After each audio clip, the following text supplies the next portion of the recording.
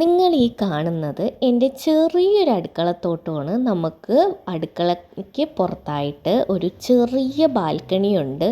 ചെറിയ ബാൽക്കണി എന്ന് വെച്ചാൽ വളരെ കുറച്ച് സ്പേസ് മാത്രമുള്ള ഒരു ബാൽക്കണി.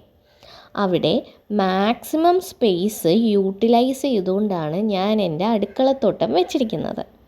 ഇതിലിപ്പോൾ വളരെ കുറച്ച് പച്ചക്കറികളാണ് വെച്ചിരിക്കുന്നത്. കൂടുതലും ചീരയാണ്. ചീര വിത്ത് നട്ടാൽ ഒരുപാടുണ്ടാവും, അറിയാമല്ലോ. നമ്മളുടെ ഇപ്പോഴ് വിപണിയിൽ ഏറ്റവും നല്ല പ്രൈസ് ഉള്ള ഒരു പച്ചക്കറിയിലൊന്നാണ് നമ്മളുടെ ചുവന്ന ചീര. ചുവന്ന ചീരയാണ് ഞാൻ നട്ടിരിക്കുന്നത്. എനിക്ക് കൂടുതലും പച്ച ചീരയിനേക്കാളും ചുവന്ന ചീരയാണ് ഇഷ്ടവും.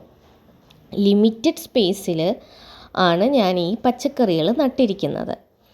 എൻ്റെ കയ്യിലിപ്പോൾ ഒരു താമരക്കുളവും അവിടെയുണ്ട്. ഈ കാണുന്ന താമര മഞ്ഞ നിറമാണ്. ഈ വീഡിയോ എടുത്തതിന് ശേഷം ഞാനൊരു പിങ്ക് കളർ താമര കൂടി ഇതിനൊപ്പം ആഡ് ചെയ്തിട്ടുണ്ടായിരുന്നേ. കാഴ്ചകളെല്ലാം വഴിയെ നിങ്ങൾ കാണിച്ചു തരാം. ഇത് കോളിഫ്ലവറാണ്. കോളിഫ്ലവർ തന്നെ ഒരു 6 തൈ ഉണ്ട് എനിക്കിപ്പോൾ. തൈ എന്നുള്ളത് വളർന്നിപ്പോൾ വലുതായി. ഞാൻ തൈ നട്ടിട്ടല്ല, വിത്ത് നട്ടിട്ട് തന്നെയാണ് വളർത്തിയിരിക്കുന്നത്.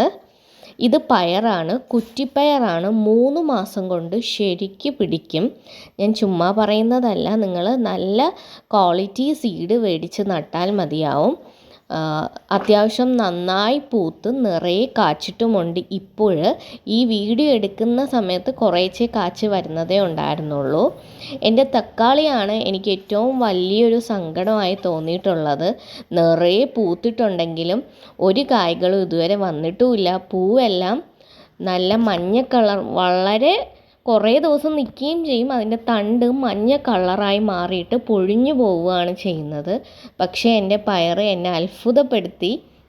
ഒരുപാട് പൂത്തിട്ടുമുണ്ട്. പൂകൾ എല്ലാം തന്നെ കായ്കളുമായിട്ടുണ്ട്. സബ്സ്ക്രൈബ് ചെയ്യാൻ